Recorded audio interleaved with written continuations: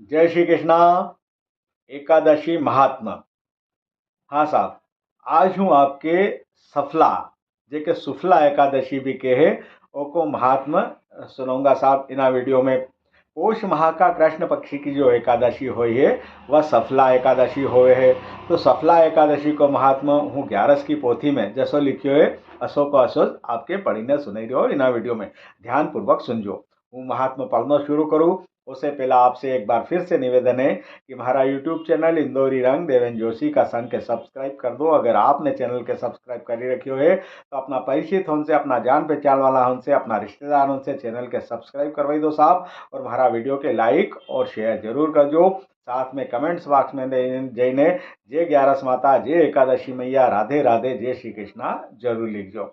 तो हम शुरू कर रहा है सफला एकादशी को महात्मा। पोष महीना का कृष्ण पक्ष की जो एकादशी हुई है वह सफला एकादशी हुई है। या 11 की पोथी हमारा हाथ में है, एक में जैसो लिखियो है अथो को असो महात्मा हूँ आपके पढ़ीने सुने रही हूँ, ध्यान पूर्वक सुनजो।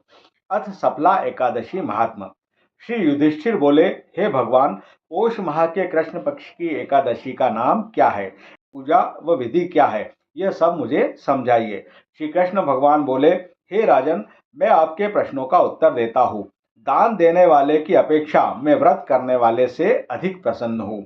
अब आप इस एकादशी व्रत का महात्मा सुनो। पोष माह के कृष्ण पक्ष की एकादशी का नाम सफला है। इस एकादशी के देवता नारायण है। इसका पूर्वोक्त विधि अनुसार व्रत करना चाहिए और नारायण जी की पूजा करनी चाहिए। जो मनुष्य एकादशी व्रत तथा मेरा पूजन करते हैं वे धन्य है। सफला नाम की एकादशी में मुझे ऋतु के अनुकूल फल अर्पण करें, अर्थात नारियल, नींबू, अनार, सुपारी आदि और धूप दीप ने पुष्प आदि से मेरी 16 प्रकार से पूजा करें। इस दिन दीपदान तथा रात्रि को जागरण करना चाहिए। इस एकादशी व्रत के समान यज्ञ, तीर्थ तथा दूसरा कोई भी व्रत नहीं है। मनुष्य को 5 सहस्त्र तपस्या करने से जो पुण्य फल मिलता है वह पुण्य भक्ति पूर्वक रात्रि जागरण सहित सफला एकादशी के व्रत करने से मिलता है। हे राजन, अब आप सफला एकादशी की कथा ध्यान पूर्वक सुनिए। चंपावती नगरी में एक महिष्मान राजा राज्य करता था। उसके 4 पुत्र थे। इन पुत्रों में सबसे बड़ा लुमाक राजा का पुत्र महापापी था। वह सदैव पर स्त्री गमन तथा वेश्याओं के यहाँ अपने पिता का धन नष्ट किया करता था। वह देवता, ब्राह्मण, वैष्णव आदि की निंदा किया करता था। जब पिता को अपने बड़े पुत्र के बारे में समाचार ज्ञात हुए तब उसको अपने राज्य से निकाल दिया।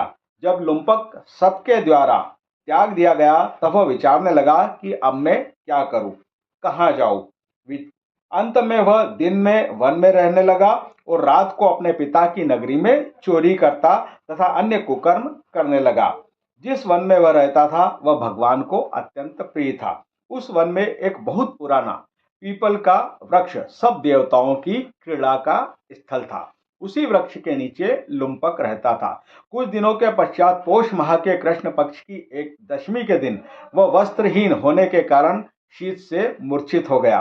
रात्रि को न सो सका और उसके हाथ पैर अकड़ गए। उसे दिन वह रात्रि बड़ी कठिनता से बीती, परंतु सूर्य नारायण के उदय होने पर भी उसकी मूर्छा नहीं गई। सफला एकादशी के मध्यांत तक वह दुराचारी मूर्छित ही पड़ा रहा। जब सूर्य की गर्मी से उसे होश आया तो वह अपने स्थान से उठकर वन में भोजन की खोज में चल पड़ा। उस दिन वह जीवों को मारने में असमर्थ था, इसलिए जमीन पर गिरे हुए फलों को लेकर पीपल के वृक्ष के नीचे आया। जब सूर्य भगवान अस्ताचल को प्रस्थान कर गए तब फलों को पीपल की जड़ के पास रख कहने लगा कि हे भगवान, इन फलों से आप ही तृप्त हुए। ऐसा कहकर वह रोने लगा और रात्रि को उसे नींद न आई। इस महापापी के व्रत तथा रात्रि जागरण से भगवान अत्यंत प्रसन्न हुए और उसके समस्त पाप नष्ट हो गए। प्रातः ही एक दिव्य घोड़ा अनेकों सुंदर वस्तुओं से सजा उसके सामने आ खड़ा हो गया और आकाशवाणी हुई कि हे राजपुत्र, भगवान श्री नारायण के प्रभाव से तेरे समस्त पाप नष्ट हो गए हैं। अब तू अपने पिता के पास जाकर राज्य प्राप्त कर। लुम्पक ने जब ऐसी आकाशवाणी सुनी तो अत्यंत प्रसन्न हुआ और हे भगवान आपकी जय हो ऐसा कहता हुआ सुंदर वस्त्रों को धारण कर अपने पिता के पास गया। उसने संपूर्ण कथा कह सुनाई और पिता ने अपना राजभार सौंपकर वन का रास्ता लिया। अब लुम्पक शास्त्रानुसार राज्य करने लगा। उसके स्त्री पुत्र आदि भी ईश्वर के परम भक्त हो गए और वृद्धावस्था आने पर वह अपने पुत्र को गद्दी दे भगवान का भजन करने के लिए वन में चला गया और अंत में विष्णु लोक को गया। भक्ति पूर्वक जो मनुष्य सफला एकादशी का व्रत करते हैं वे अंत में मुक्ति पाते हैं। जो मनुष्य भक्ति पूर्वक सफला एकादशी का व्रत नहीं करते हैं वे पूंछ और सींग से रहित पशु तुल्य है। सफला एकादशी के महात्म का पठन व श्रवण से अश्वमेघ यज्ञ का फल मिलता है। जय श्री ग्यारस माता, जय हो। सफला एकादशी मैया की जय। तो यो तो साहब सफला एकादशी को महात्मा जो मैंने आपके पढ़ी के सुनायो। जय श्री कृष्णा, राधे राधे। जय हो ग्यारस माता की, जय हो एकादशी मैया की।